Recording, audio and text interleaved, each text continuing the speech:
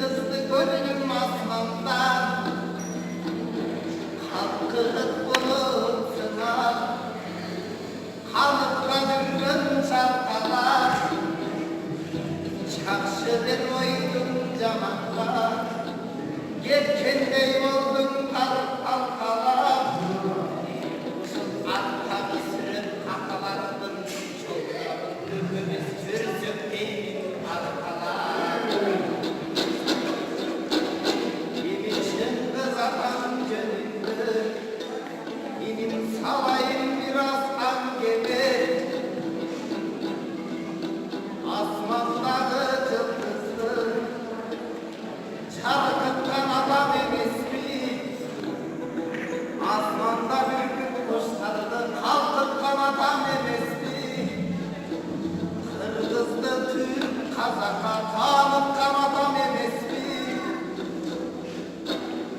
halk içinde vardır, götürgün adam emisli, kırgızdan uğurcuk geçsen götürgün adam emisli, tanıtalım elini, atamızın bayağı, ben sana aydım vereceğim, şimdi bir bölümün ayağı.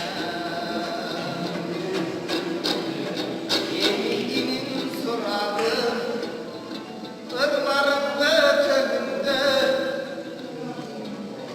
ötüşümde gönlüm bir olup, görsem de kaldım ömrümde. İyiliğin senden suradı, sen aydın verici halkıma, kalı akın gönlümde.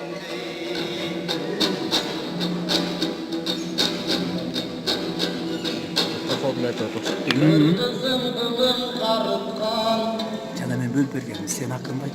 Kalıp arkamda seni çalışsaydı. kızım Arkadaşlar kaç tane yaşımdan olmuş? çıkan. Kıynanıp cezap et kızım, kıyımın içkin yaşıdan.